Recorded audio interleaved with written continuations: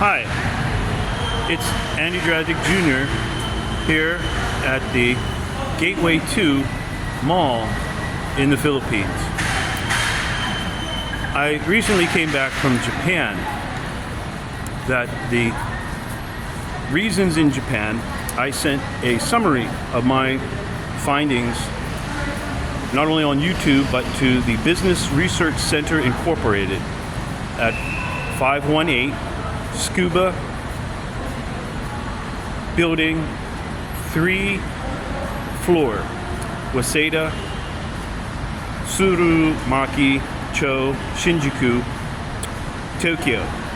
Postal code 162-0041, involving the labor relations and labor affairs of Japan, ex contractu, which is Latin, which means that the contracts that are engaged by the occupational skills and job roles must perform.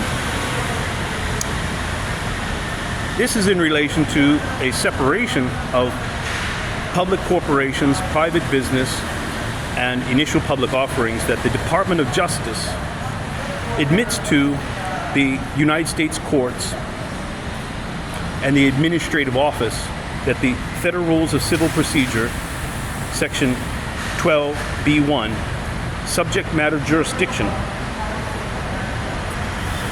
It's primarily important in each state government of the United States under the U.S. Constitution as an instrument of law that the construction of the United States Constitution and the 11th Amendment does not abrogate, which means that the laws of the state must perform.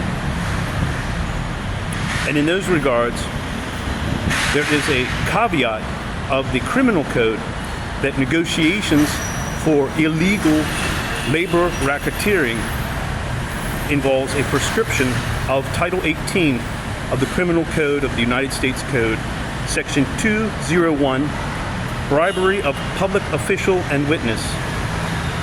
And it's also recognized by public policy of the Department of Justice, the U.S. Department of Justice Manual 9-64.000, Title 9. The authority of the Attorney General and the Department of Justice must recognize the United States Code and Code of Federal Regulations, the construction of the U.S. Constitution and of the 11th Amendment must not abrogate the laws of the states and their rights to conduct labor policy, labor relations, labor disputes, career planning, and the recognition of the insurance through the State Insurance Commissioner that each occupational skill and job role performs in the work environment and the jurisdiction of the United States. Here in the Philippines, as part of my fact-finding mission, the Immigration Bureau, in cooperation by the National Bureau of Investigation, has some question as to how the Federal Republic of the Philippines and Constitution, by its construction, also must not abrogate the laws and the provinces. The correct judicial capacity of the courts and the judicial ethics within the Republic of the Philippines recognizes the Constitution of the Republic of the Philippines as a legal instrument. Currently, it has been a national interest, as proposed by the President of the Philippines to the Republic of the Philippines Senate, that the national interest of drug trafficking is a serious threat to the public safety. It is not necessary to understand the judicial capacity or the judicial ethics of the courts in each province, and part of my testimony involves the immigration policy of the United States that transgender women, and my pediatrician, who was Filipino, my pediatrician who treated me when I was a child, recognized my birth certificate and that I am a male and not a female. I asked them in confidence as to how transgender women could be abused in the regards of their gender identity. I was told that operations that are performed on the sexual organs as reproductive organs are common. She is a qualified pediatrician who was educated in the Philippines. She treated me for a period of my infancy and adult adolescence until I was of the age of maybe 15 or 16. So the persons who are transgender and a question of their sexual organs as to how they are being mistreated psychologically or physically in the United States does not necessitate the negotiations with drug trafficking in Canada, Mexico, nor the Philippines.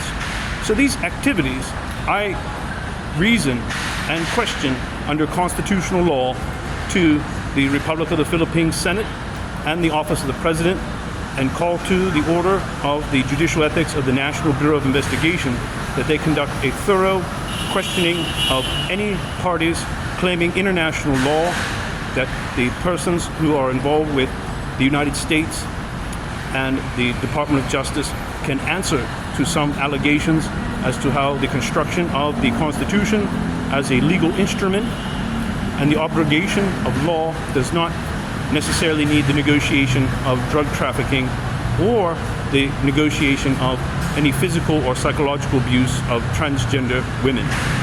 My name is Andrew Stephen Drazik Jr., and reporting on occupational skills and job roles that the education policy of Japan, the education policy of the United States, and the authority of the Department of Justice, Attorney General, to acknowledge the 11th Amendment and abrogation of state law for the insurance policies within each state in our foreign relations by education.